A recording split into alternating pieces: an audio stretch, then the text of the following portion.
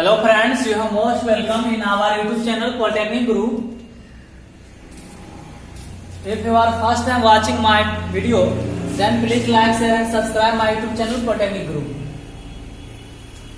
तो चलिए आज मैं आप लोग को electrical third semester branch electrical का एक पेपर होता है नेटवर्क थ्योरी, उसमें हम लेके आते हैं एक चैप्टर बहुत इंपॉर्टेंट है, उस थर्ड यूनिट है। यूनिट 3 में कुछ टॉपिक है जिसको हम डील करेंगे। सबसे पहले हम ये देखते हैं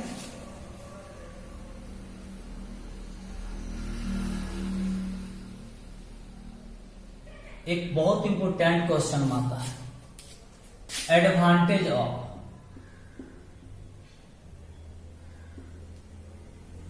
थ्री फेज सिस्टम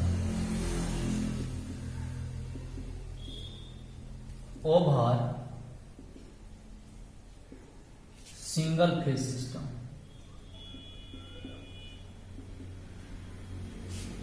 यानी थ्री फेज सिस्टम का सिंगल फेज सिस्टम के ऊपर ठीक ओवर क्या फायदा है, यानी सिंगल फेज के कंपैरिजन में, सिंगल फेज सिस्टम के कंपैरिजन में थ्री फेज सिस्टम का क्या फायदा है। ये क्वेश्चन अभी तक 3 बार पूछी जा चुकी है, ठीक है, डिप्लोमा एग्जाम में। तो हम लोग देखेंगे थ्री फेज का सिंगल फेज के कंपैरिजन में क्या फायदा है। आप लोग के गांव में अभी जो कुछ दिन पहले जो नया इलेक्ट्रिसिटी लगा है, केबल जो गया है, 2 टाइप का क्या होगा। एक में देखिएगा 4 वायर होगा, जिसमें को बोलते हैं थ्री फेज 4 वायर सिस्टम। ये सब आप कोर्स में पढ़िएगा, ठीक है। तो थ्री फेज 4 वायर सिस्टम, और एक देखिएगा 2 वायर होगा, सिंगल फेज 2 वायर सिस्टम। यानी एक फेज होता है, एक न्यूट्रल होता है, और 3 वाला में 3 को फेज का रहता है, एक जो होता है न्यूट्रल होता है। 3 लाइन एक न्यूट्रल, एक लाइन एक न्यूट्रल, दोनों। तो 3 फेज वाला का जो फायदा क्या है सिंगल फेज वाले के तुलना में, ठीक है।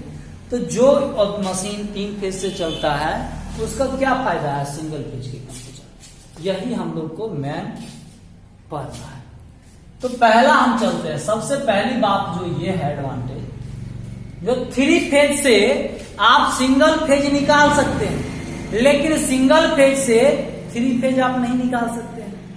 आप देखते होइएगा जो आपके ट्रांसफार्मर पर से पोल, किसी पोल तक थ्री फेज सप्लाई आया, वहां से किसी एरिया में, किसी मोहल्ला में सिंगल फेज ही भेज देता है।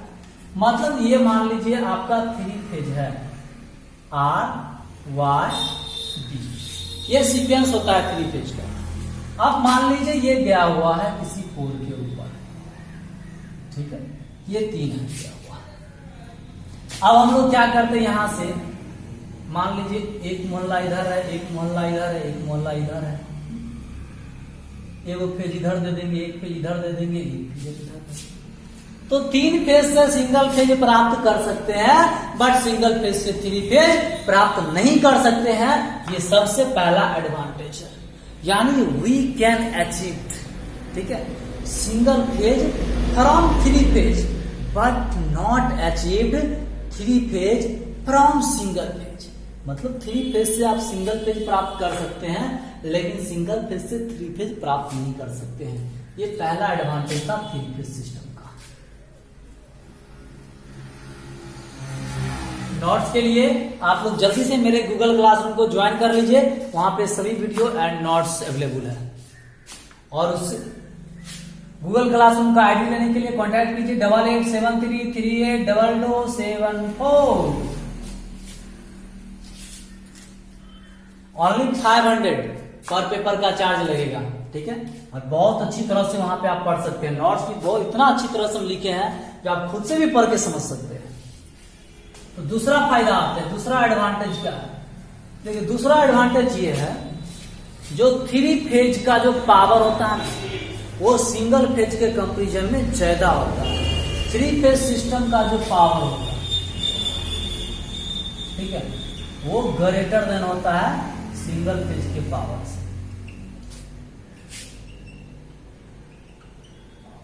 यानी सिंगल फेज सिस्टम का जो पावर होता है उससे बहुत ज्यादा पावर होता है थ्री फेज सिस्टम का।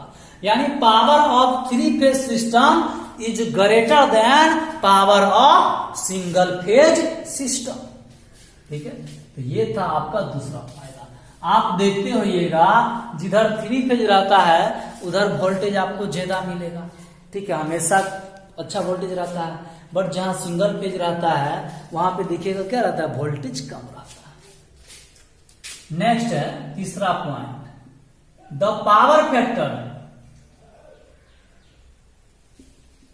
Of three phase system greater than single phase system. यानी थ्री फेज सिस्टम का जो पावर फैक्टर होगा, ठीक है, वो सिंगल फेज के पावर फैक्टर से क्या होता है, ज्यादा होता है। भाई आप जानते हैं पावर फैक्टर क्या होता है, आइए आपको हम भी डील कर दे।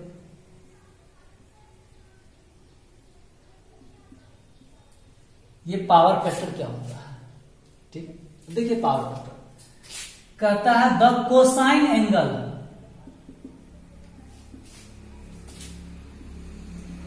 Between voltage and current. यानी वोल्टेज और करंट के बीच का जो कोसाइन एंगल होता है इसको हम लोग पावर फैक्टर कहते हैं।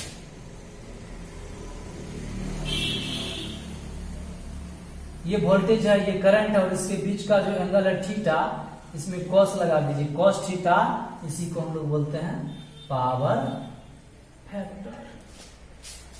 समझ गए। जनरली आप लोग फॉर्मूला क्या पढ़े थे, P बराबर वी आई। ये डीसी के लिए होता है, एसी के लिए नहीं। एसी में P बराबर V I cos by power factor लगाना पड़ता है एसी में। ठीक है, तो ये था पावर फैक्टर। ये तो हम ऐसे ही चर्चा कर दिए, चूंकि यहाँ पे पावर फैक्टर का चर्चा हम किए थे, वर्ड यूज किए थे पावर फैक्टर। तो थ्री फेज का power factor single phase system की तुलना में क्या होता है, ज्यादा होता है।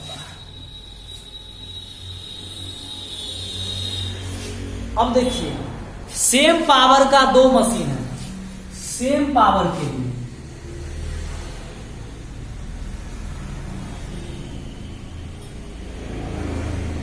सेम पावर का कोई थ्री फेज मशीन है और कोई सिंगल फेज मशीन है। ठीक है, तो थ्री फेज मशीन और सिंगल फेज मशीन दोनों सेम पावर, मान लीजिए 10 किलोवाट, 10 एचपी का मान लीजिए कोई इंजन है, कोई थ्री फेज कोई सिंगल फेज। ठीक है, तो 10 एचपी का मान लीजिए कोई थ्री फेज मशीन है और 10 एचपी का 3 गो सिंगल फेज मशीन लेना पड़ेगा, तब ना इसके बराबर में पड़ेगा 3 गो मशीन। थ्री फेज है, यहां भी थ्री फेज पुराने के लिए 3 गो। तो इसका जो शेप होगा, थ्री फेज का शेप मतलब आकार, शेप हो गया या साइज हो गया, और वेट जो होगा वो लॉ होगा किसके कंपैरिजन में, सिंगल फेज। इसका जो शेप होगा, साइज होगा या वेट होगा, वो थ्री फेज सिस्टम के तुलना में ज्यादा होगा। मतलब आकार में या वजन में, वेट में थ्री फेज सिस्टम जो होता है वो कम होता है सिंगल फेज सिस्टम के तुलना में। सेम पावर का, सेम पावर का ये थ्री फेज सिस्टम है और सिंगल फेज सिस्टम भी है, तो थ्री फेज सिस्टम का जो पावर होगा, थ्री फेज सिस्टम का जो मशीन होगा, वो थ्री फेज सिस्टम जो होगा उसका वेट कम होगा सिंगल फेज के तुलना में, और उसका शेप और साइज भी क्या होगा, कम होगा, लेस होगा। ये था तीसरा फायदा।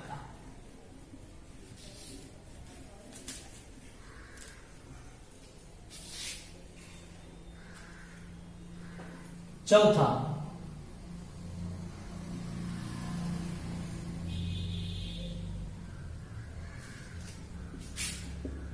वोल्टेज फ्लक्चुएशन, मतलब वोल्टेज का कम बेसी होना। थ्री फेज सिस्टम में वोल्टेज कम फ्लक्चुएट होता है, बट सिंगल फेज सिस्टम में वोल्टेज फ्लक्चुएशन ज्यादा होता है। ठीक है, तो voltage fluctuation is less in three phase system but more in single phase system. तो वोल्टेज फ्लक्चुएशन थ्री फेज में कम होता है ये मेरा नेक्स्ट एडवांटेज था।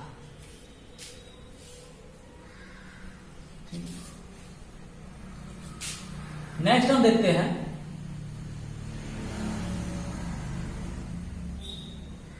जितने भी 3 फेज सिस्टम है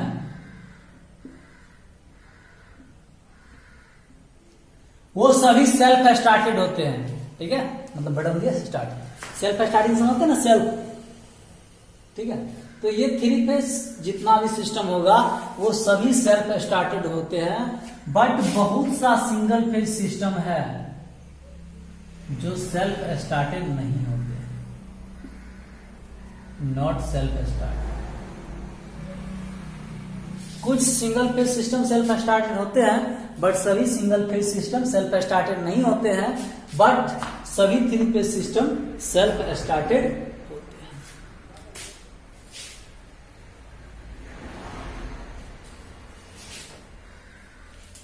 देखिए, सेम पावर आपको ट्रांसमिट करना है।